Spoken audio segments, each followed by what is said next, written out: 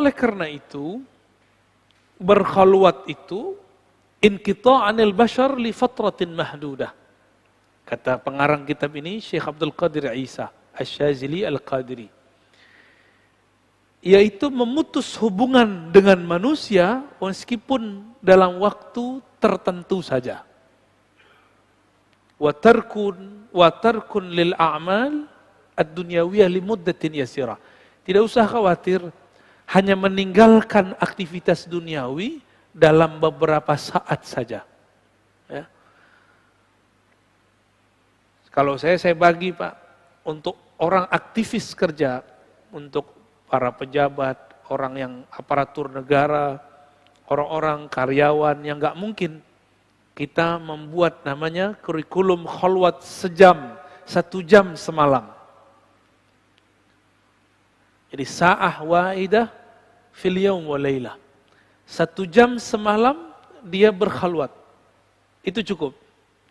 Kalau 1 jam semalam 30 hari jadi berapa? 30.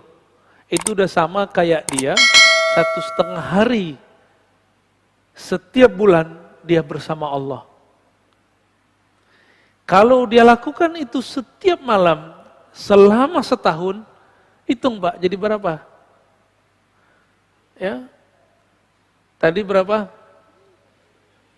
30 kali 12 berapa? Ya, lumayan ya. Lumayan itu. Ditambah 10 hari. Gak dapat cuti 10 hari, 5 hari. Gak dapat 7 hari, 3 hari. Gak dapat ya sudahlah. Malam Lailatul Qadar aja. Ya. Begitu kita mudahkan, tinggal nanti maunya. Ya. Mau gak mengamalkannya nanti. Ya. Nanti insya Allah Ramadan saya kasih panduannya di sini. Ya. Kasih panduannya, kita kasih daurahnya sebelum Ramadan atau pas pertengahan Ramadan, silakan nanti diamalkan. Insya Allah. Teringetin ya Basit ya. Biar beramal itu ada panduannya. Karena kalau di tempat saya nggak muat Pak. Tempat kita masih kecil. Tempat kita cuma ruku. Nggak mungkin itikaf di situ banyak-banyak. Ya. Semoga ntar ada tempat yang bisa kita jadiin tempat ngaji plus tempat khalwat, insya Allah. Ya, jadi nggak hanya ngaji-ngaji doang kita, tapi kita juga praktek langsung, insya Allah. Walaupun cuma 1 jam setiap hari. Ya. Bapak Ibu, senang nggak nonton satu judul? Ya. Filmnya kita suka genrenya. Khalwat itu kalau sudah tahu tekniknya mirip kayak nonton. Tahu-tahu sudah 2 jam. Gitu. Tahu-tahu udah sehari semalam. Ada orang, teman saya, kerjanya nonton terus dibayar Pak. Tahu-tahu udah 2 hari, dapat duit. Kan enak tuh ya. Tapi nggak usah khawatir, kalau ini Bapak bukan lagi cari materi. Berzikir latihan untuk mengosongkan dunia dari kolbu. Karena kebahagiaan kita setiap kali kita mampu mengosongkan selain Allah dalam kolbu. Kolbu itu bahagianya cuma dengan Allah. Ala bidzikrillah tatmainnul qulub. Jika masuk selain Allah, dia kolbu gelisah. Masuk titik baru lagi, digelisah, begelisah, begitulah terus. Maka setiap kali orang mampu mengeluarkan noda hitam di kolbunya, ini bahasanya agak vulgar, rasanya mirip seperti orgasme. Inilah yang bikin candu dalam riyadhah. Inilah yang bikin candu dalam khalwat. Inilah yang membuat ahli zikir tidak meninggalkan zikirnya. Yang membuat ahli khalwat tidak mau meninggalkan mihrabnya. Ya. Kalau orang tadi nggak mau lepasin nikahnya karena itu kan. Salah satunya, sama ini. Persis sama, bahkan lebih nikmat. Alazzu wa atam. Ya.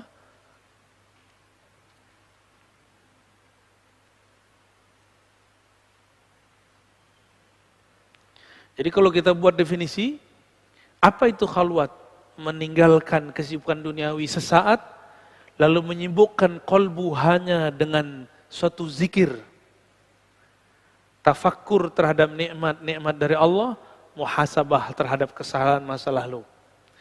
Dan dengan syarat dibimbing oleh seorang guru pewaris Rasulullah Sallallahu Alaihi Wasallam. Jika tiga ini tidak masuk, maka batal khalwatnya. 3, meninggalkan aktivitas dalam waktu tertentu. Berarti handphone, tidur nggak? Nah, idealnya kalau khalwat, handphonenya ditaruh, disimpan ke mentornya. Cuma dulu kemarin-kemarin kita buat rukhsah, boleh buka handphone 15 menit atau setengah jam sebelum berbuka. Itu sinyal langsung kredit, Pak. Tiba-tiba semuanya demam. 15 menit, setengah jam sebelum ini. Tapi apa efeknya? Dalam setengah jam itu mereka lupa kepada Allah. Tapi gimana lagi? Nggak begitu, nggak ada mau khalwat. Gak apa-apalah. Ya. Habis itu kita hantam lagi, hajar lagi dengan zikrullah.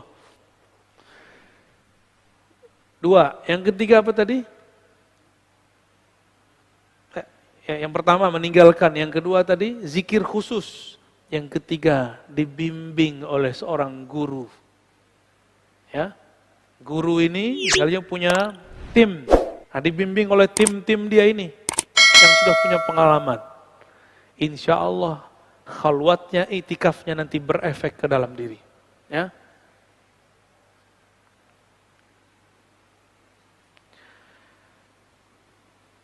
Kenapa mesti ada guru? Kalau kita ada was-was, nanti tinggal tanya kepada guru. Oh, ternyata orang kalau lagi khalwat, tidak semuanya mulus. Ada tipe-tipe orang yang dia khalwat tapi pikirannya masih jalan. Di saat dia berkhalwat, apa yang terjadi? Was-was muncul. Jika was-was sudah muncul, ada yang sanggup melawannya, ada yang tidak sanggup. Ya. Disinilah terjadi, mohon maaf, kenapa ada orang khalwat tiba-tiba miring karena tidak dibimbing oleh guru. Ya, nah, di dalam kitab ini di halaman 199 dikatakan was-was itu ada 2. Ma yu'lamu qat'an anallah ta'ala munazzahun anah. Was-was yang datang dari syaitan dan diketahui secara pasti. Apa itu? Jika was-wasnya tentang sesuatu yang bertentangan dengan akidah. Tiba-tiba ada bisikan, Allah dicipta dari apa? Allah tinggal di mana? Ya. Atau ada bisikan, anallah, anallah, aku Allah. Itu pasti batil. Itu pasti batil. Ya. Siapa yang membisikkan itu? Syaitan. Maka disebutkan dalam surah Al-A'raf, ya. Wa imma yanzaghannaka minasyaitani nazghun fasta'iz billah innahu sami'un alim. Jika ada tarik-tarikan daripada syaitan, maka berlindunglah kepada Allah. Ya.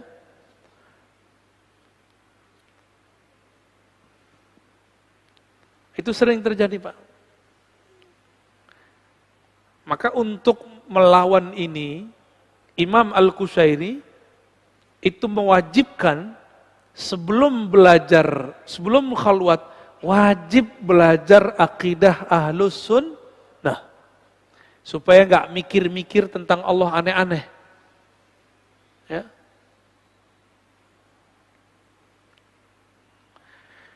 Lalu ada yang bukan was-was, dia ilham. Mimpi.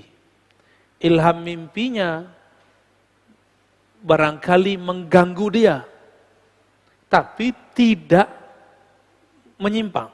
Nah, hal ini harus dilaporkan kepada mentornya. Mentornya harus lapor kepada gurunya. Nanti ketahuan itu, ya. Teruskan ambil atau tidak. Jadi itu ada teknik-tekniknya. Beberapa murid kalau zikir, kadang-kadang dia halu. Yang datang setan tapi nyerupai wali. Bisa Pak, wali masih bisa diserupain sama setan. Yang tidak bisa diserupain oleh setan cuma Nabi Muhammad SAW. Wali punya korin nggak? Korinnya bisa datang. Tapi Bapak kalau tahu nama ruhaninya si wali, tinggal sebut namanya, maka yang datang pasti dia, bukan korinnya. Maka saya tidak percaya dengan semua mimpi orang atau pengalaman batin orang ketemu Syekh Abdul Qadir, Syekh Syazili, Syekh Ahmad bin Idris Al-Idrisi. Saya nggak langsung percaya. Ya. Nah ini ada pengalaman.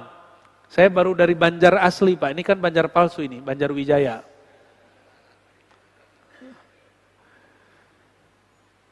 Alhamdulillah kita kalau datang ke satu tempat, kita tabarruk, mau menjadi murid dari guru tempatan.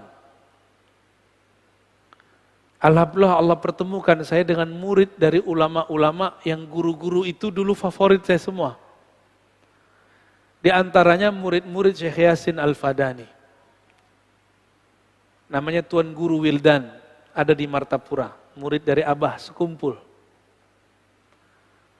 Saya datang, ternyata sudah disiapkan ijazah semuanya, padahal kita nggak request. Ijazah zikir, ijazah talqin, ijazah subhah, tasbih itu ada ijazahnya Pak. Saya dapat beberapa dan dari beliau juga. Ijazah hadis dan kitab hadis. Itu kayak surprise bagi saya. Ketika udah selesai pengijazahan segala macam, ikram-ikramnya makan, saya kemudian cerita. Guru, di sana kiai dipanggil guru, atau Pak Kiai kita panggil. Tuan Guru, sebenarnya saya dulu pernah bermimpi tahun 2013, walaupun sudah terlambat. Bermimpi gurunya dari Tuan Guru, namanya Syekh Muhammad Yasin Al-Fadani. Saya mimpi. Dalam mimpi itu saya minta ijazah zikir atau ijazah kitab-kitab hadis. Ternyata di alam mimpi pun Syekh Yasin tidak terima kalau orang cuma dapat ijazah dalam mimpi. Kalau ijazah mesti ketemu hidup. Padahal beliau sudah meninggal tuh. Ini wali ini kalau ketemu dalam mimpi, jika benar itu dia gak akan berubah dengan masa hidupnya. Gak mau. Kamu ambil dari murid-muridku. Akhirnya, saya bilang, Tayyib Maulana, baik Tuan Guru, saya akan belajar kepada murid-murid engkau. Saya sampaikan itu kepada Guru Wildan. Ya. Ternyata beliau ngomong ke salah satu muridnya, yang khidmah kepada beliau. Ketika kami sudah keluar, sudah balik, sudah pulang, jika mimpinya ketemu setan yang menyerupai guru saya, pasti setan bilang, aku ijazahkan kamu dalam mimpi. Tapi jika itu benar ruhnya Syekh Muhammad Yasin Al-Fadani guru saya, maka dia akan mengatakan seperti beliau berkata masih hidup, ya, tidak sah ijazah lewat mimpi. Ijazah itu mesti ketemu hidup. Maka saya dengan wasiat dalam mimpi itu wasiat mimpi loh Pak, pengalaman itu. Saya pakai, ketemu murid Syekh Yasin, walaupun tidak kuliah seperti kita, tapi kan beliau bertahun-tahun dengan Syekh Yasin. Ilmunya di atas semua profesor, ilmu mereka lebih tinggi lah dari kita. Ijazah sanadnya lebih tinggi. Pengalaman itu kita sampaikan, guru ini ngerti. Jadi baru Tuan Guru Wildan ini yang menjelaskan. Ini ciri-cirinya. Kalau yang dia temui dalam mimpinya guru saya, pasti guru saya dalam mimpi tidak mengijazahkan. Maka nih siapa saja yang mimpi Syekh Yasin, dijazahkan dalam mimpi, itu bukan Syekh Yasin. Ya, itu mungkin korinnya. Ya. Korinnya nyamar jadi Syekh Yasin. Orang minta ijazah, wah nggak enak nolak. Ya. Nah ini baru pengantar khalwat nih Pak, tapi minimal sudah cukup ya. Di dalam Al-Quran banyak dalil tentang cara khalwat. Misalnya surat Al-Muzammil ayat 8, ini sebagai penutup. Wazkurisma rabbika wa tabattal ilaihi tabtila. Sebutlah nama Rabbmu, tinggalkanlah selainnya. Fokuslah kepadanya. Itu yang disebut tabattul. Ini dalil berkhalwat. Surat Al-Muzammil ayat 8. Ya. Tekniknya langsung ada, caranya langsung ada. Karena ini Nabi Muhammad, gurunya langsung Allah. Ada yang bisa langsung berguru kepada Allah? Hah? Kalau iya, antum aja jadi guru saya ya. Wassalamualaikum warahmatullahi wabarakatuh. Assalamualaikum.